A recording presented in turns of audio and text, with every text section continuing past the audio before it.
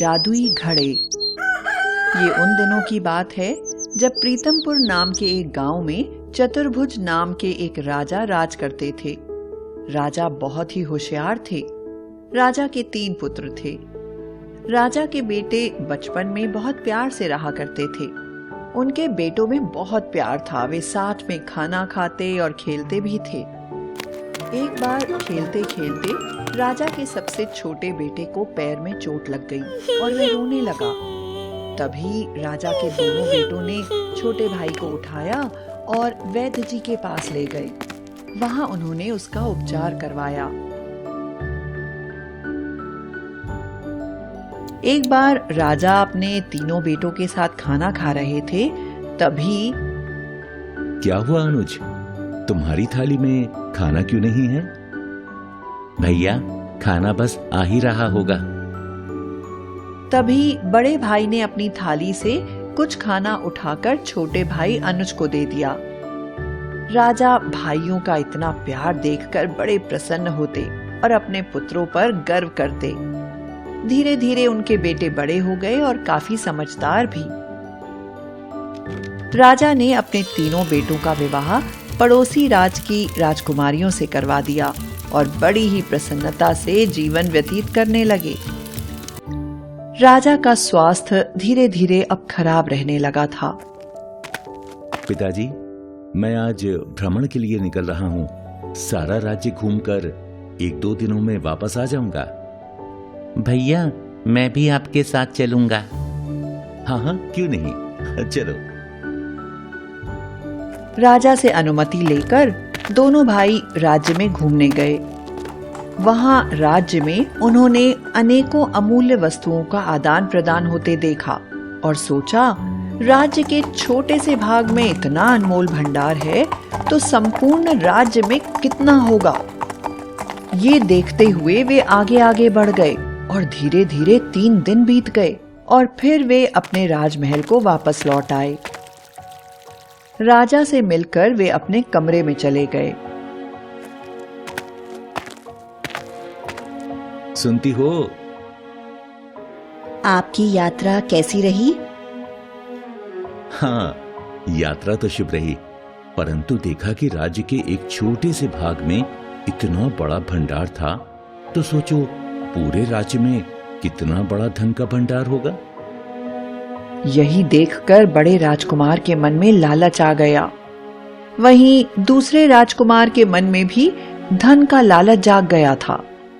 सुनो, मैंने देखा कि राज्य में अनमोल वस्तुओं की कोई कमी नहीं है। मैं तो ये नहीं सोच पा रहा हूँ कि संपूर्ण राज्य में कितना धन हो सकता है। क्या सच में अनमोल वस्तुओं की कोई कमी नहीं है? आखिर है तो ये सारा हमारा ही। आप इतना क्यों सोच रहे हैं स्वामी? अब दोनों भाइयों के मन में राज्य के प्रति लालच जाग गया था। अब वे दोनों ही राज्य पाने की इच्छा करने लगे थे और दोनों ही राज्य में जाकर फसल और कर का पैसा वसूल करने लगे। राज्य की जमीन पर जो अनाज उगा, तुम उसे अकेले ही हड़प कर गए। मुझे भी उससे आधा हिस्सा चाहिए। भैया, आप भी तो राज्य से आने वाला सारा कर अकेले ही ले गए। पहले मुझे उसमें से आधा दीजिए। जब अनुज को सब पता चला कि उसके दोनों भाई राज्य का सारा धन हड़प करने की सोच रहे हैं और उसे कुछ नहीं मिलेगा, यह सोचकर तो वो बहुत ही क्रोधित हुआ और अपने दोनों भाइयों के पास आया और बोला, क्या तुम दोनों ही आपस में सारे राज्य का धन बांट लोगे? मुझे भी अपना हिस्सा चाहिए। राजा खड़े खड़े यह सब देख रहे थे और वह यह सब देखकर बहुत ही दुखी हुए। तब राजा ने अपने तीनों बेटों को समझाया कि अगर वे राज्य के लिए ऐसे लड़ेंगे तो प्रजा उनके बारे में क्या सोचेगी और एक राजकुमार होकर इस तरह लड़ना उन्हें शोभा नहीं देता। राजकुमार अपने पिता का बहुत सम्मान करते थे। वे पिता की बात मान लेते हैं और वहां से चले जाते हैं। एक दिन राजा बहुत बीमार हो जाता है और अपने मंत्री से कहता है, मंत्री जी, मेरा स्वास्थ्य आजकल ठीक नहीं रहता है और मैं अपने मरने से पहले अपना सारा राज अपने पुत्रों को बांट देना चाहता हूं। आप जैसा कहें राजा साहब। राजा बहुत चतुर और बुद्धिमान थे। उन्होंने अपने मंत्री से कहा, मिट्टी के 3 घड़े लेकर उसमें जैसा मैं कहता हूं वैसा सामान भर के मेरे कमरे के 3 कोनों में गाड़ दीजिए, और जब मैं मर जाऊं तो मेरे पुत्रों से कहिए कि वो एक एक कोना खोद के घड़ा निकाल ले, और जिसके हिस्से में जो भी आए उसे स्वीकार करें। धीरे धीरे राजा और भी बीमार होने लगे और एक दिन वे स्वर्ग सिधार गए। राजा के पुत्रों ने उनका अंतिम संस्कार किया और वे बहुत दुखी भी हुए। छोटे भाइयों, हमने बंटवारे की बात करके पिताजी को बहुत दुख दिया है, और शायद यही कारण है कि वो आज हमारे साथ नहीं है। जी भैया, आप सही कह रहे हैं। मंत्री वहां खड़े खड़े सब सुन रहा था। तब मंत्री बोला, आप राजकुमार सही ही कह रहे हैं। राजा साहब को आपके अलग अलग होने का बहुत ही दुख था, और आपके बंटवारे को लेकर वो चिंतित भी थे। वो आप सभी से इतना प्यार करते थे कि वो राज्य का बंटवारा अपने मरने से पहले ही कर गए थे, और उन्होंने मुझसे कहा कि जब मैं मर जाऊं तब तुम बंटवारे के इस राज को बताना।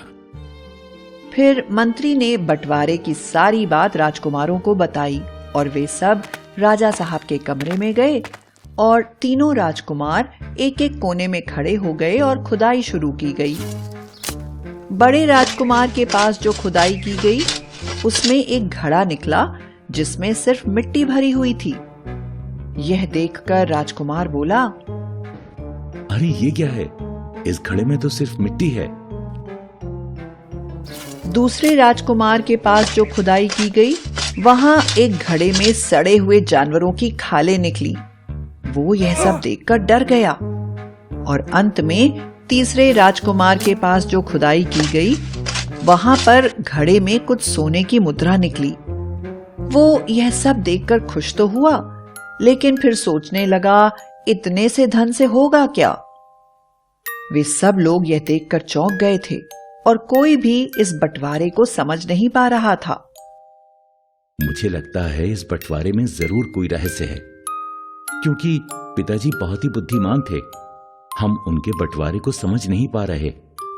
मंत्री भी उनके बंटवारे को समझ नहीं पा रहा था, परंतु तभी मंत्री ने कहा, ये बंटवारा आपके पिताजी ने किया है, जो कि बहुत ही बुद्धिमान व्यक्ति थे। हमें इसे समझने के लिए उनके परम मित्र की सहायता लेनी चाहिए, जो उनकी तरह ही बुद्धिमान हैं। तब राजकुमार के कहने पर राजा के परम मित्र को बुलाया गया, जो कि बगल के ही राज्य में मंत्री थे। मंत्री जी आए और तीनों राजकुमारों को प्रणाम किया। प्रणाम राजकुमार। आपके पिताजी, जो कि बहुत ही बुद्धिमान व्यक्ति थे, उनके देहांत पर मुझे बड़ा ही दुख हुआ। कहिए, मैं आपकी क्या सहायता कर सकता हूं? मंत्री जी, हमारे पिताजी ने बड़ी ही बुद्धिमानी से हम तीनों भाइयों में राज्य का बंटवारा किया है, लेकिन हमें यह समझना बहुत ही कठिन हो रहा है कि आखिर वो किस भाई को क्या देकर गए हैं। अब आप ही बताइए कि पिताजी का ये बंटवारा क्या था? तब मंत्री ने कहा, किसके घड़े में क्या निकला है, कृपया करके मुझे बताइए। तब एक एक राजकुमार ने मंत्री को अपना अपना घड़ा दिखाया। सुनिए, जिसके घड़े में मिट्टी आई है, राजा ने राज्य की जमीन उसको दी है। जिसके घड़े में जानवर की खालें आई हैं, उसको राज्य के सारे जानवर दे दिए गए हैं। और जिसके घड़े में सोने की मुद्रा आई है, उसको राज्य का सारा कर लेने की अनुमति और धन दिया है। यह सुनकर तीनों राजकुमार बहुत ही खुश हुए और अपना अपना हिस्सा लेकर रहने लगे। कुछ दिन तो सब अच्छा चला, लेकिन फिर तीनों भाइयों को समस्या होने लगी, क्योंकि जिस भाई के पास जानवर थे उसके पास चराने के लिए जगह नहीं थी। जिस भाई के पास जगह थी उसके पास खेती करने के लिए धन नहीं था, और जिस भाई के पास धन था उसके पास पूरे राज्य में रहने के लिए जमीन ही नहीं थी। अंत में तीनों ने आपस में मिलकर बात करी और यह निर्णय निकला कि उनका साथ में रहना ही ठीक रहेगा। उन्होंने तय किया कि मिलकर रहने से ही राज्य का संपूर्ण सुख वो भोग पाएंगे। और आखिरकार यही तो राजा की भी इच्छा थी कि उनके पुत्र हमेशा मिलजुल कर रहें। और अंत में तीनों राजकुमार भी समझ गए कि पिताजी की भी यही इच्छा थी कि हम तीनों भाई हमेशा साथ रहें। अब वे सब लोग खुशी खुशी अपना जीवन व्यतीत करने लगे।